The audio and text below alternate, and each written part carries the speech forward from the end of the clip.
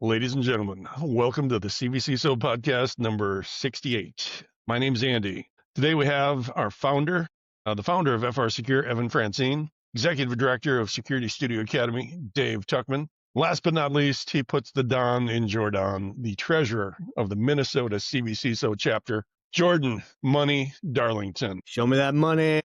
Cash, money, dollars. Our topic today is the password that shut down a 158-year-old business. But before we get to that, a couple of quick items. The next CvCISO cohort starts this Monday, 10/6. Great opportunity to level up your skills. Still time to get in. Join us October 16th for Hacks and Hops at the Target Center in Minneapolis. Many of us will be there. What? Come say hi. Amen. 11/6, we have a first-time collaboration between FR Secure and Security Studio Academy. Online presentation on the secrets to building a CvCISO practice. Presenting will be Evan Francine, John Harmon, and Drew Becky. Amazing opportunity. For details, feel free to reach out or shoot me an email. And there could be a sale going on Monday on that, so watch your emails. Last but not least, Hacks and Hops Montana will be at Big Sky Brewing November 1st. That's it for coming events. Andy, you're so good at that. I mean, and what's more impressive is that you have it all memorized. Like how exactly? How do you not even reading it whatsoever. Yeah. Right. Yeah. Money. Hacks and Ops. Money. Jordan. A week and a half, and I'll be up there. So if I said anything in any of these podcasts that might have offended you, and you wish to tell me face to face, please come talk to me. Because I'm in one of those kind of moods. Very receptive. I'm mispronouncing. If you'd like to say that offensive thing to your face rather than to the screen, then come on. I got a lot of problems with you people. That's true. Now I'm going to tell you about it. Yeah. Or you could just go to social media. That's what everybody seems to do. Yes. Yes, that's the way to. So smile in person, then run back to your cave and. Yeah. My wife is working on me. She's trying to get me to swear less. So I've started to hide my swear words more. It's like my dogs bark at the door and I used to say, hey, chill the blank, whatever. Now I say fill the chuck out instead of the way I used to say it, chill the. It's like it's still there. It's still there. You still get it out. It's just kind of, scrambled. And then she calls me like, hey, that's kind of the same thing. Like Chuck is a swear word now. Would you like me to look up everybody named Charles and you can go tell them? This ain't right, girl. So I'm still flying on that. I mean, people make everything a bad word now. Like, I mean, like they'll just decide it's bad now, Right. Feel bad for the Chucks out there. Yeah. Poor Charles.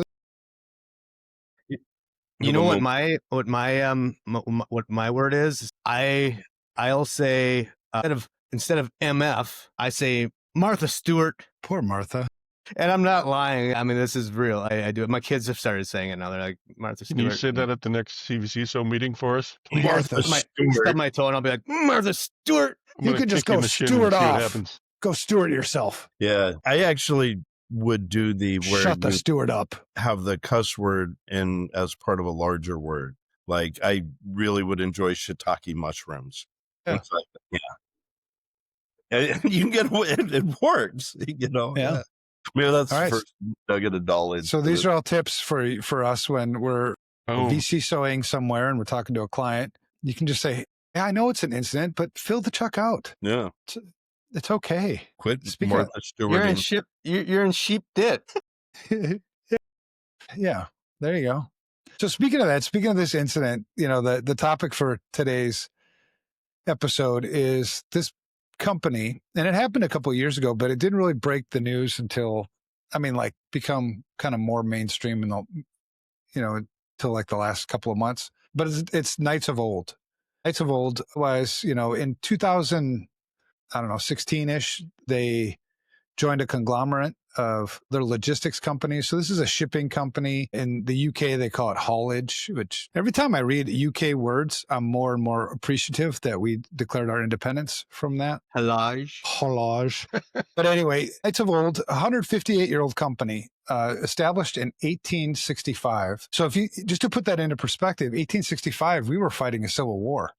Mm-hmm. Here, in the United States at that time. I mean, it was a long time ago is when this company started. And within a matter of weeks, months, they're out of business. And it's not because necessarily poor business decisions along the way. It was an event really that tipped the scales. It was an event that pushed them over the edge. And the event was a cyber attack. It was a preventable event. 100% preventable. And the crazy thing is we've been preaching this same thing since like forever. Single factor authentication on anything that's internet exposed is like, and like I said in the blog post, it's like playing Russian roulette with 5 rounds in the chamber. Yeah. I mean, it's so dangerous, yet you still continue to see people do it. You still read things in the news. So I figured today we could talk about that. I think there's a lot of lessons here that we can take to our VCSO clients. If we're serving a client today as a VCSO and they don't have an inventory of their internet exposed assets, strike one. And if they don't do regular either attack surface management, at least externally, ideally you would do internally as well, but just say externally, and you haven't secured everything that has single factor authentication, either secure it with multi-factor authentication or shut that thing down. But there's some lessons here that we can take and we can stand firm with confidence as we advise our customers. Look, don't do this. We see this stuff happen often. This one grabbed the news because it's a 158-year-old company, but don't think for a second that this doesn't happen at least on a weekly basis. So I think there's a lot of good lessons to learn here. And you always have, our job is to advise customers to make good information security risk decisions and then implement those risk decisions. If we have on our list of things, to consult them on isn't some of these things that we're going to talk about tonight, it should be on the list, unless you've already taken care of those risks. And if you bring these things up to your client and you're struggling with, making the message clear or getting buy-in, we can give you some tips and tricks to try to do that. But you will come to times when you just have shitty management. There are companies out there that they have shitty leaders. Not every company is made up of people that want to do the right things for the right reasons. Then you have to ask yourself as a VCSO, is it worth me working with this client anymore? Sometimes you don't have a choice because I don't have any other clients. I need to pay the bills. We'll use this then as a motivator to go out and find more clients so you can get rid of this bad one. Mm-hmm. Because I take a lot of pride in my work, and I think a lot of VCSOs take a lot of pride in their work. I'm here for the right reasons. If people aren't going to do the right things, I don't want to work with you. Yeah. Yeah.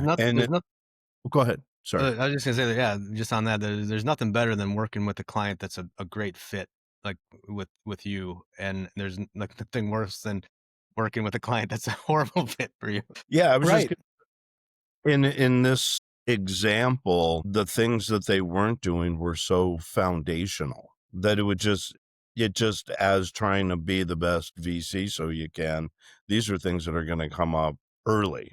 And like immediately. Well, and like I said, Knights of Old isn't an exception. There are lots of companies out there, especially in the small to mid-sized business space, which is ripe for our services as VCSOs. This is, I wouldn't say it's more common than not common, but it's more common than you think it is. Mm-hmm. So let's give a little background on Knights of Old, otherwise KNP Logistics. You can read the blog post. It's at evanfrancine.com if you want to.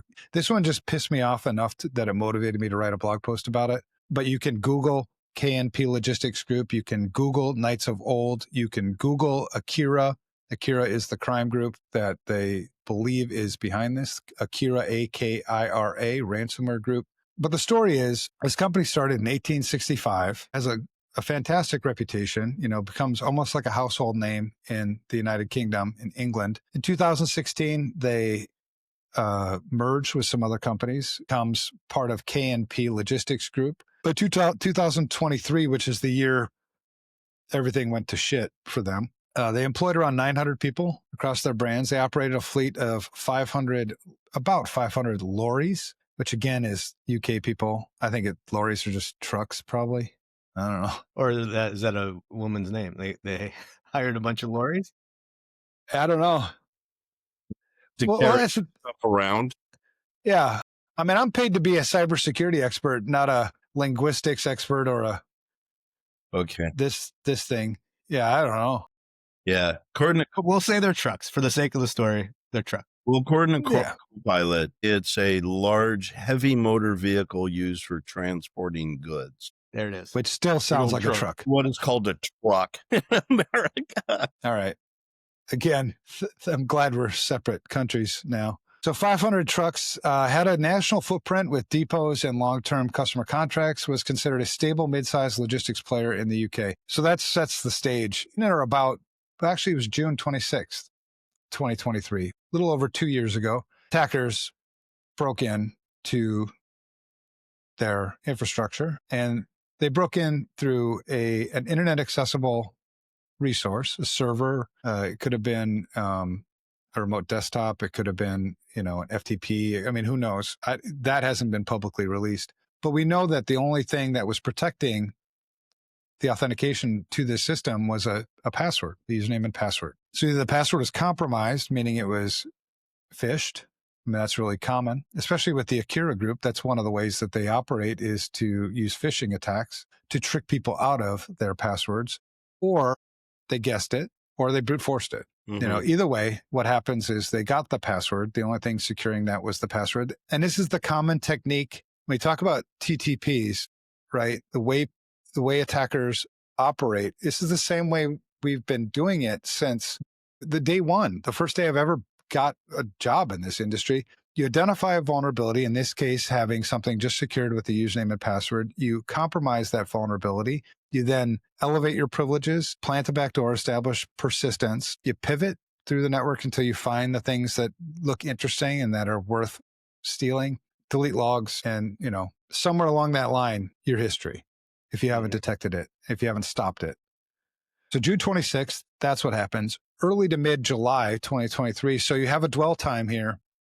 Dwell time is how long somebody has been in the network, an Right. attacker has been in the network before they did something bad.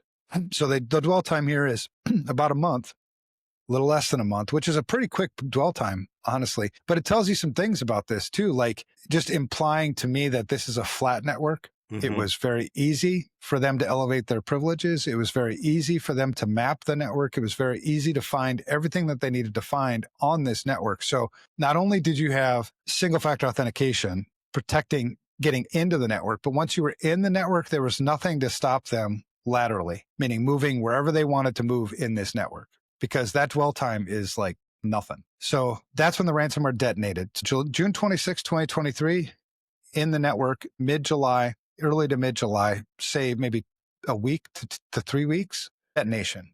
The detonation doesn't just get their systems. It doesn't just get their servers, their data, their workstations. It gets their backups too. All of them. Yeah, so you have like, holy shit, this is ripe for what just happened. The sad thing is you have a 158-year-old company, and this is what it was. I mean, it was this easy for the attackers to take it down.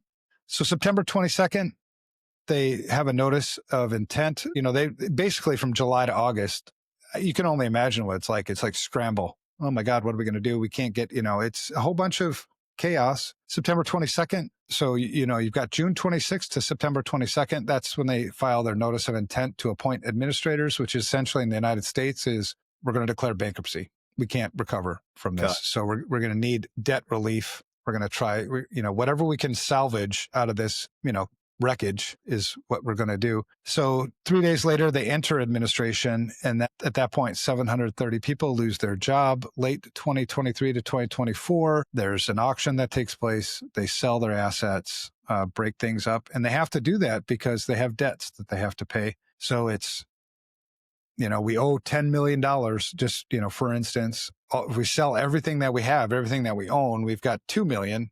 Well, that's what we need to do. And then, the rest is either just, I guess, forgiven or whatever. So anyway, that's a long story. And then what I wanted to do was talk about what would you do if you were a VCSO? Let's say that, prior to all this shit happening, that you were hired by Knights of Old, KNP Logistics, as their VCSO. And you don't know any of this stuff. You don't know that at this point, you may not even know that, there's single factor authentication there. But day one, they're like, hey, we know we need some security stuff. We haven't taken it seriously for ever. We want to hire you to be our VCSO. Where would you guys start? Well, before we get into that, I had one of the things that stuck out to me about this article, in the article that you wrote, is you mentioned kind of that they started with horse and buggy, right? And grew to this thing. And that just kind of made me think that these are smart leaders. Like to grow, to shift. I mean, you got to think from horse and buggy to where they are, they had to be forward thinking, recognizing trends, knowing that they had to shift, change, add, merge, do all this stuff to grow. And so it seems like business wise, they were strategic thinkers and pretty smart. Yet yet they had one big gap in their smartness to some extent. And it made me think of I was just talking with a client recently, and talking about they don't have an incident response plan, and I was recommending that this is something you guys should put on your list, and I made a comment that about when you're in the chaos, like it's that's not really the best time to make great decisions when you have all this stress and chaos going on. And the response back was, I like to think that we're pretty smart and could make smart decisions. And so there was kind of like right at that moment, you're like, oh man, this is a guy I respect, a guy that I think is a great leader in a lot of ways. And I'm just like, huh. But if you're smart and you make good decisions, you're making a stupid decision right now. All right. Yeah, you're not. I mean, that's the truth. I mean, because I've run into that too. I've run into, numerous times where, oh, we don't need to spend all that time and effort on an incident response plan. I'm like, all right, I'm cool with that. Maybe we can come to an agreement. Like we can state, we guarantee that we're not going to have an incident. Well, we can't say that. Well, then shouldn't we plan for it? I mean, shouldn't you plan? And it has nothing to do with intelligence. I've seen some of the smartest people I know make some of the dumbest decisions ever under pressure, under stress, under high emotions. We talked about that prior to the podcast, starting. Some of the worst decisions I've ever made in full transparency in my life have been ones that have been driven by emotion, and they're ones with shitty context. During an incident response, you have both. You have shitty context because all you have, if you don't have a good plan to how to figure out, containment and, start your investigation out right, you're going to start chasing like whack-a-mole because you're making decisions without context. Right. So you're losing context and you're highly emotional. Even if you're not highly emotional, you're dealing with a group of people that are highly emotional. So it has nothing to do with intelligence. It has to do with I would take that from somebody if they were like, yeah, I'm a Navy SEAL. I'm used to high pressure situations and, mobilizing teams, in a split second. Like, all right, yeah, maybe you don't need an incident response plan. It's probably all in your head. But what happens if you're dead?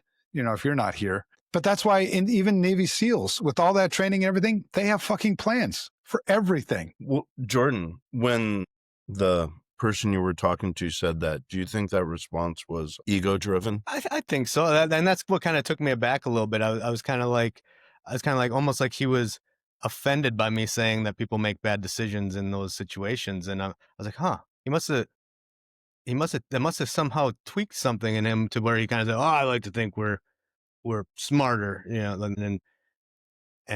So I thought that was it was a very interesting response to me, and I wasn't really expecting it. And that leads to kind of what I would, as far as like, where would I start?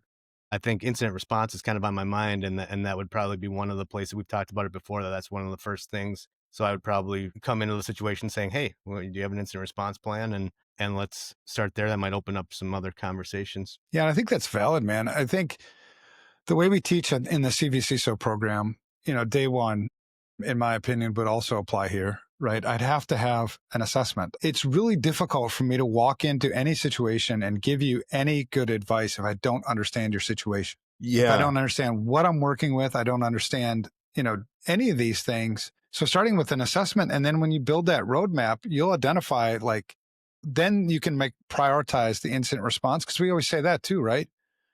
The two things that I would, if they're lacking, that I would prioritize on that roadmap would be asset management and incident response. Yeah. And by leading with the assessment, not only does it help us as a VC understand where they're at, it gives us something common with them to look at, right. And say, these were your answers. We're in this together. And this, as we work through it, we agreed this is where we're at. In common, so, you're going through this and you're going to get pushback. So I love the fact that you shared, one of many instances where people will come back at well, I'd like to think we're smarter than that. I'm like, I agree. I mean, you're smart as fuck. I mean, I didn't say nothing about your intelligence. I'm saying, how many incidents have you been through before? How many have you actually led before? And will you be here when we need you to make these excellent, intelligent decisions that you make? Because what if you're not here? And what if, because The thing is, like, wisdom only comes in my opinion, only comes in one of three ways, right? Wisdom comes from experience with pain, comes from listening to somebody else, or comes from Jesus, or some higher power. But like, you need a lot of wisdom when you're going through an incident response, right? You can't just shoot from the hip. You don't know. It just has nothing to do with intelligence. It's a chain of events that you need to kind of insert yourself into, and you don't know what the outcome is going to be. So you also have to be nimble enough to change direction. Planning makes all the best sense. I think I'm pretty intelligent, but don't give me your damn, financial books and accounts to run. The hell, unless you want to go bankrupt, that's where I'll take you. And I'm smart. I'll do it smartly. We'll definitely go out of business as intelligently as possible. But, there's just so many holes in logic like that. And it just doesn't take that much work either to plan. And then you have that peace of mind but even here, right? Even if you would have had an incident response plan, you were so bad at the prevention side of things that a plan wouldn't have saved you. Here, a plan you would have followed the plan and it still would have been, out of luck. So in that incident, in that assessment, you would hope that we would find things like you have these, either you don't have an inventory of your internet accessible systems and resources, or which would be, some people call that an attack surface. An attack surface is just all my stuff that I have exposed, right? Every system, every domain name, every email address, every social media account, all that stuff, right? You can start with just, your own domain name and IP address space if you wanted to. But you have to understand what it is that you're responsible for protecting. And then you would find like, hey, we've got people logging into OWA, email with just a username and password. Or we've got this RDP server, which is really convenient for people because they like to log in and submit their billing or whatever they do with that. Or we've got, an extranet site. And this is the thing, like the Target breach, that's probably the one breach I'm known the most for, which happened, 2013, 12 years ago. How did they get in? Single factor fucking authentication on a website that was used by their vendors, their third party providers to submit billing and do scheduling and shit like that. Same thing. And here we are all these years later, and we're still talking about the same thing. Yeah, that's the frustrating part, where you hit your head against the wall. Because even in where you listed in the article you wrote about the lessons learned, so many of those things are just foundational that way. They are the things we've talked about for. Yeah. But it's our job. So, I mean, the cool thing, I guess, we can, because I feel it, I complain a lot about this stuff, especially to my peers. I'm like, man, are you serious? Really? So turn that into action, right? The cool thing about us and where we're at right now is compared to where we were at a year ago, just, this group, right? We have a group of CvCISOs. We have another group of CvCISOs coming where we're teaching these things. So as a VCSO, when I encounter these things, how do I serve my client? How do I make sure their 158-year-old business doesn't go out of business? I mean, they're talking about livelihoods. You're talking about families. You're talking about putting food on the table. You're talking about serving others. I mean, it's like, so we should be motivated that when we encounter things like, not having multi-factor authentication. And then we get, wrapped around the axle about what type of multi-factor authentication or, multi-factor authentication versus passwordless. Yeah, great. Start somewhere. Even if you went to SMS-based multi-factor authentication, that's a hell of a lot better than just using username and password. Than having nothing. Yeah. So, you have to mature them, start here. Okay, let's just continue down the path. And then eventually you'll get it. Because everything can be attacked. And then where was the detection in any of this? Nobody even noticed, that an attacker was in your environment. I mean, this is obviously a company that didn't take security seriously in any stretch of the imagination. Did they have any security leadership? I don't know. That if Just they did, really get into anymore. it. Yeah. If they did it, who would want to, I'd go into hiding. But it kind of going back to Jordan, what you were sharing that the person said, I have no doubt that the person was successful and, in all the ways that got them to where they were. And I've heard things like that as well. And that's why I was asking if it might have been ego driven, because if it is, it kind of changes the way you respond. Like one of the analogies that I've used is, football players are smart and they make good decisions, but look at everything they do before game time to prepare. for the game time. So when they go out there, and what we're really talking about, so you can actually take something like that and just say, hey, let's just take a moment to walk and talk through how you see something like this happening, and you can kind of get them to open up, and it's a way to kind of circumvent the ego in there. You can actually support it just in saying, hey, let's just walk and talk through this. It's not designed to be a gotcha moment. We're really just trying to avoid those gotcha moments. Yeah. Nothing seems to destroy an ego worse than getting your ass handed to you. Yeah. So I think, okay, so lack of identity management, so if you were to look at this customer, and if I were their VCSO, number one, I'd do an assessment,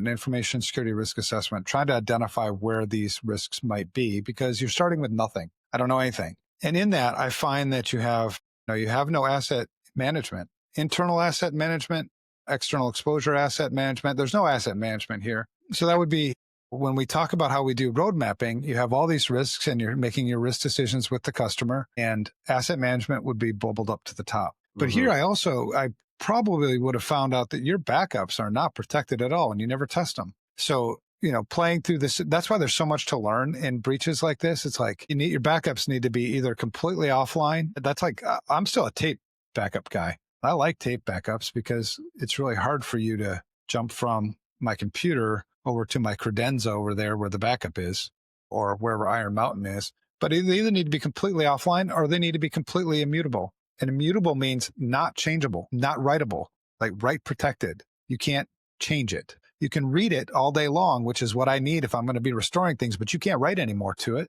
That would have stopped, the ransomware from getting your backups had it been offline or immutable. They had insurance. They had cyber insurance, because we get that a lot. How often do we get, well, we got cyber insurance. I think we're okay. I think we're covered. The truth of the matter is bullshit in most cases. Cyber insurance will not protect your business if you're out of business. Cyber insurance can't rebuild your data. Cyber insurance can't protect your backups and put those things back online for you. Cyber insurance will help you restore things back to the way they were, but if they can't be restored back to the way they were, it's useless because you didn't take other precautions, and do security the way it's supposed to be used. So cyber insurance is never supposed to be a replacement for good information security risk decisions. It's never meant to be a replacement for people like VCSOs or incident response or anything else. It's just a mechanism to help compensate some of the costs that you might encounter in an incident.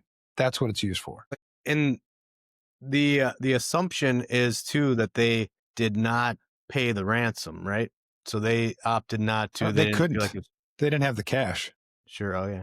Because they knocked off all their financial systems. So even if you did have it, you can't get to it. Yeah. Yeah. So I don't think they paid. Well, it was sharing in the article that the insurance company said, all right, give me the data that you have so we can see what you have and stuff like that. And I was, well, we don't have anything.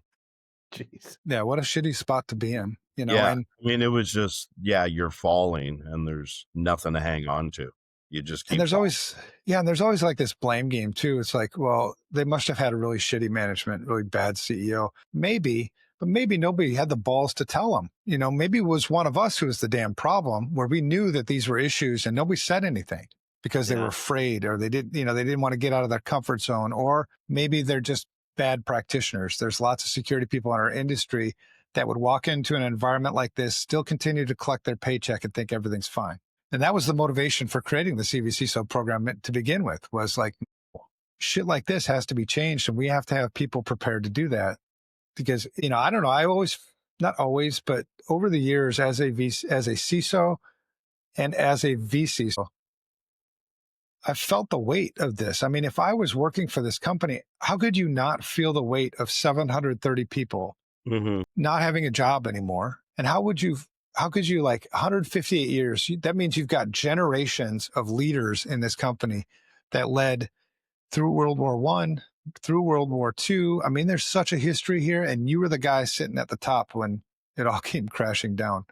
Well, let me ask you guys a question. If you were the VCSO for a client like this and you did the assessment, so these things get identified, and the client says, yeah, we're not going to do any of those things. What would you do as a VC? Well, see you later. You No, and Andy, you would walk away. I'm out. Yeah, no way, Yeah. man. Yeah. How about you, Jordan? I mean, it's hard to answer without like kind of understanding like the vibe or like the manner in which, because there's sometimes it's like, no, we're not doing it, but you've been able to maybe feel like you left a crack in the door, and maybe I'd be self-evaluating like maybe there's a better way for me. Like am I willing to stick around to try to continually open that door and put the work in? Sometimes that's a feeling for me. If it's like an arrogant, I mean, certainly, leaving is an option, but I think sometimes I might believe, kind of have this optimism that I can make a difference and open that door, but that only lasts so long before maybe you got to go. Yeah. Well, like, what if you did that, were driven by your optimism, which I think is good. And I think that that's something that we really is important that we have. And it's something that can be a unique differentiator about us. But what if you're now going in for your quarterly review and the needle hasn't moved? Yeah.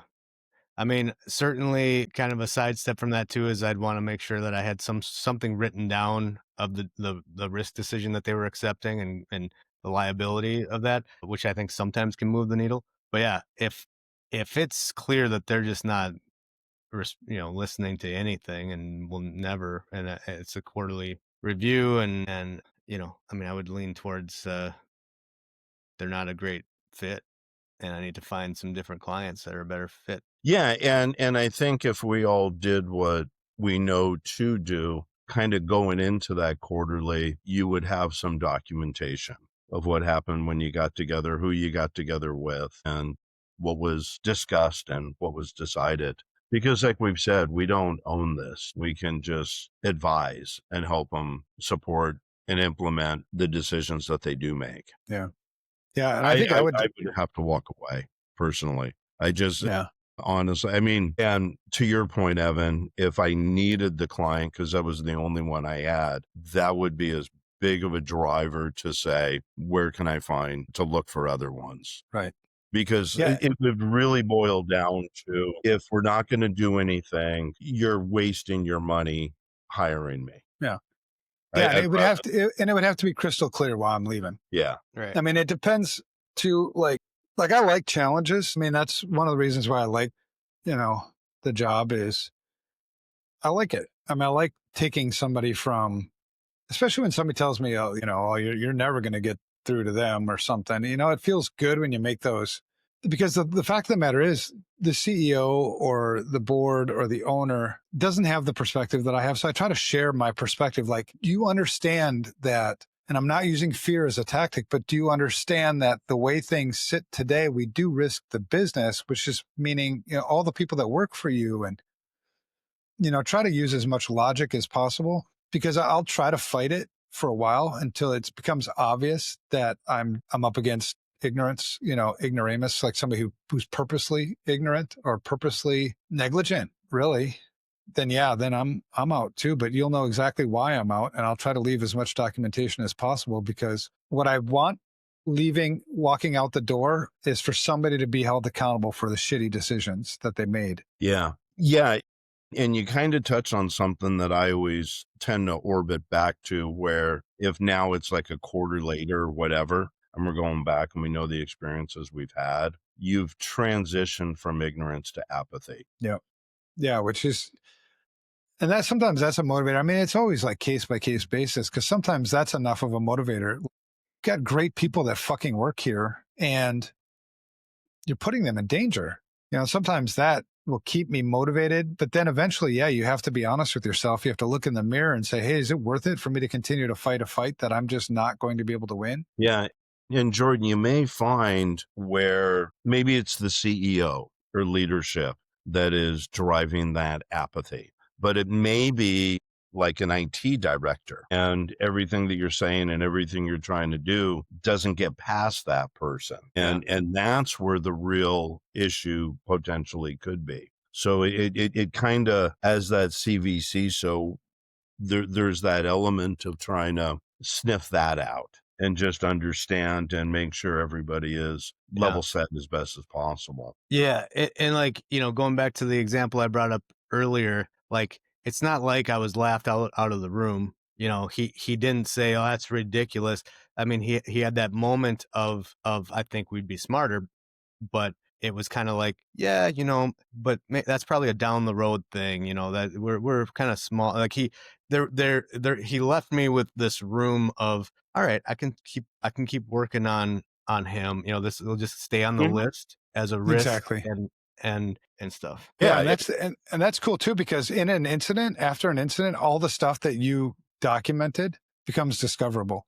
And that's important to note, because the lawyers get involved in blah, blah, blah, blah, blah, and they're looking for people to sue. If I'm as good of a practitioner as I think I am and trying to do the right things, I've got documentation on where this was recommended that we address this multiple times and it wasn't. I mean, that's going to be really hard to find me negligent as your VC. So I'm already protected anyway from, our agreement. But yeah, I'm at that point, like when you're just hell bent on making a shitty choice, in my opinion, I want you, because I'm not going to be able to get you to change your mind, but maybe what I can do is leave you with the shit then, right?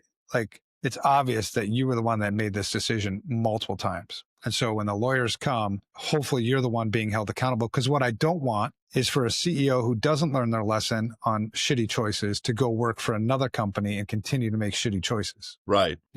So it's a fun dynamic actually to work through. And every time you do it, you learn more. And that's one of the things we tried to do with the CvCISO program as well was, try to understand what the motivators are for your leaders.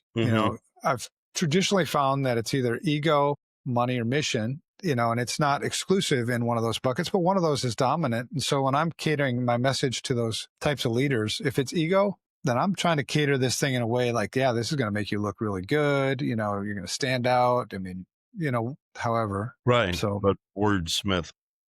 Yeah, because you can get ego. You can socially engineer ego people to do pretty cool shit, maybe for their own benefit. I mean, I'm getting paid. I mean, I'm going to get paid either way, but I want to protect this company. I want to protect the people that work here. So if that means I have to socially engineer you to do it, then we'll do that. And Jordan, even like that incident response plan that we're working on, if we take where the person we were helping was at in the beginning of this, and just by being able to talk through, explain what it is, just even doing some of those quick, what I call like a 2-minute tabletop, just, hey, if this were to happen, what's your first step, and he got it. And that was where, I mean, the deliverable is the report, but the magic that happens in the relationship is that growth of their perception and the understanding of what it is. Correcto. Mm-hmm. So let's close this out. Hopefully it's clear, what happened. Hopefully it's clear what lessons, came from this incident that we can carry into our jobs as VCSOs. But I also want to give you a little bit of background on this Akira group, because people kind of like, wow, that's interesting. So Akira group, that's the one behind, those are the ones that are behind this attack. So Akira group, they first appeared in about March of 2023. So if you remember from our timeline, these guys were hit on June 26th, 2023. So March to June, the business model for Akira is they basically operate a ransomware as a service model. They call them affiliates. That means people that go and use their ransomware. Yeah. Affiliates carry out attacks using Akira's tool set, right? So it's not like Akira is I'm sure there are some of the Akira developers and, whatever who directly attack, but generally it's an attack done by one of their affiliates and they share the profits then, right? So you use Akira's tool set to go hack somebody. And this is a pretty common business model called ransomware as a service. It is cheap, right? Because they'll give you the tools cheap. You carry out the attacks, and they're going to get a cut of those attack dollars. Mm-hmm. You know what I mean? That's how they get paid. Another thing with Akira is it's what's called double extortion. So you have the encryption piece, but then they also exfiltrate sensitive data. So if you do pay the ransom and they give you the key, they still have your data. Or if you choose not to, let's say you had good backups and everything and you recovered all your systems. Well, they still have your sensitive data as the second part of the extortion. So That's how they work. They've grown quite a bit. Estimates are around 250 victim organizations have been hit globally through the Akira stuff, with estimated ransomware payments estimated. There's no real number, but estimated ransomware payments of about $42 million US in aggregate. So it's good money. I mean, from March 2023 till, what's that, like 2.5 years, $42 million bucks. That's pretty good cash. I mean, and it's so damn easy anyway, especially when you run into companies like this one. The victim profile, so who do they typically target? It's small to mid-sized businesses. So that's us. For most VCSO clients are small to mid-sized businesses. Mm-hmm. So to claim ignorance, like I had never heard of Akira Group, maybe you should have, because they target our customers, usually less than 1,000 employees. Now, it's not to say that somebody might go outside of that, but that's their target market. Geographically, most active in North America, Western Europe, UK, Australia, and Latin America. So that sort of implies that this isn't that it's a Russian, Eastern European group. Because in Russia, you can operate as an attack, group, ransomware group, whatever. You can operate with immunity in Russia as long as you don't attack Russian assets. So it's not like government sponsored, but it is kind of government sponsored that way. They've also targeted critical infrastructure, IT cloud providers. And examples include Nissan. There's a Finnish IT cloud provider that they hit called, I don't even know how to say the word, Tietorevry. Yep, that's right. Pretty much. So TTPs for these guys, what to look out for. Initial access is typically phishing, compromised credentials, but it's always something externally accessible. So it's always something, meaning it's not like a drive-by where you downloaded a piece of malware without knowing it, or you downloaded a game off the internet and executed it and didn't know it. So it doesn't work like that. The initial access here for these guys is phishing or compromised credentials. Examples, abuse of sonic wall, SSL VPNs, SSH access. Those are really common. Then they use legitimate, what we call living off the land techniques. So once they're in, they don't even upload stuff, right? They're not dumping a whole bunch of things onto your network that you might be able to detect and then using that. They're living off the land. So they're using scripting, enumeration, tools on systems that are already there. Privilege escalation, through that, they'll disable your security. They'll disable EDR, antivirus. They'll disable shadow copies, clearing logs, all that stuff. Data exfiltration. Believe it or not, it's still typically port 21. It's typically they're FTPing it out the door. So once you got even like more sophisticated on like some of these things, I still don't understand, because I'm an old timer and I don't understand how you can install firewall and not block egress. It's like, you're not done yet. You can't walk away from a firewall install and say, yeah, you're good. You didn't block egress. That's what firewalls are supposed to do. Ingress, egress, So anyway, that's the data. You could stop data exfiltration and you could stop command and control. Mm-hmm. If you had some good egress filtering on your damn firewall, which that means you don't have to spend another dime on another tool. You already got the damn tool. Just use it right. Yeah, you can stop it and detect it. I'm telling you, brother. Encrypting files across Windows. They also hit Linux and VMware. If you're a Linux person, it goes, screw you. I'm not a Microsoft shop. Doesn't matter. Yeah, both Linux, Windows agents. What else do I know about them? Some of the notable victims, Nissan, Oceana. Reportedly, over 100,000 people were affected by an Akira attack. That was late 2023, early 2024. There's that one in Finland that I can't even pronounce. It's a cloud provider. There's a Latin American airline that was hit in 2024. They used SSH. They used FTP exfiltration, whatever. Mass publishing of victims' data. They do publish the data. So that second part of the extortion, they do follow through with that. Over 30 that we know of the 250 that we said ish that have been fallen victim to Akira, at least 30 of those have had their data released on the dark web. Yeah. So, I mean, it's a viable group and it's a pretty damn interesting business model. There's a whole bunch more I know about Akira that I could write, but yeah, it's an interesting group. Something that if you're, a VCSO working for a customer in a small to mid-sized business, I mean, you're probably going to see them. Yeah, at least you'll see probes if you're actually watching for that stuff. They may not be able to get into your environment if you're following good best practices. So don't be knights of old, man. I mean, there's absolutely zero reason for this organization to ever have gone out of business this way. Zero.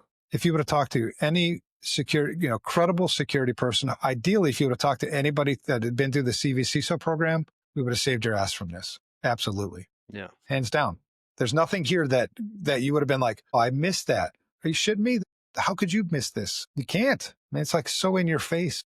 Yeah, and it's not like, I mean, it would be so foundational, and it's not like stuff that's necessarily cost prohibitive. It wouldn't have cost you anything. Yeah. Right. Yeah. It's not like we're saying you need all these expensive tools. It's just, let's just clean our house up. Well, and here's how it really would have gone. Like if you would have hired us, me, whatever, as your VCSO in that asset management piece that we prioritized on your roadmap because like you don't have anything, I guarantee you we would have found a shitload of hardware and software that you have in your environment that you're paying for that you're not using, which is all increasing my attack surface. So get rid of that shit, save a whole bunch of money. We can take a little bit of that money that we saved and maybe implement some kind of really cool identity management system to implement our multi-factor authentication. The rest of this stuff on here doesn't cost you a dime. Right. It's just using the existing tools you have the way they're supposed to be used. So stop buying shit and putting it in your environment that you don't know how to use it right. Because then you get a false sense of security, like, oh, we're good. The hell you are. You got to use every one of these tools appropriately. So, I mean, and in none of this, did you see anything like, well, EDR would have stopped this. CrowdStrike would have stopped this. CrowdStrike probably would have helped you stop this, but this is basic stuff. Egress filtering, asset management, backups. Yeah. That's just a multi-factor alone. Telling you, brother. Yeah. Out with the old, in with the new, man. Knights of the new. It's time for the knights of the new.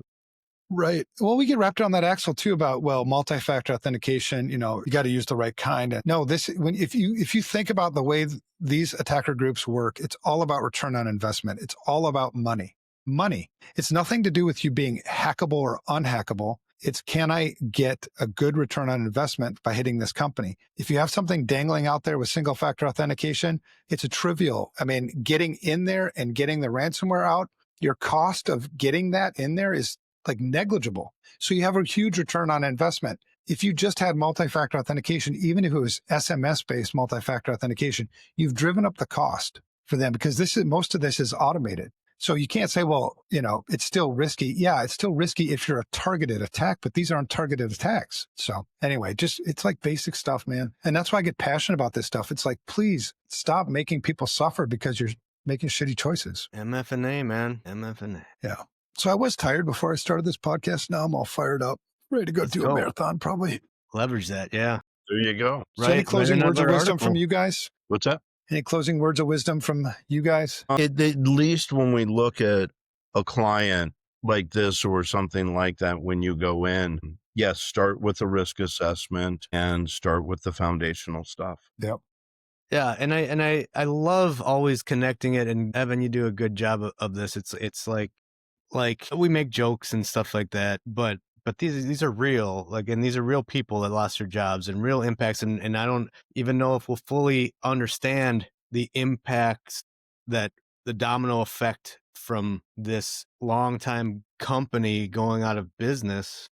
But that's what we're here for, like the VCSOs, the CvCISOs, the information security professionals, like there's some pride in what we do. Like we are the soldiers out there, trying to prevent these dominoes from falling, and we can have some real impact that you might never even understand the positive impact you're making as well.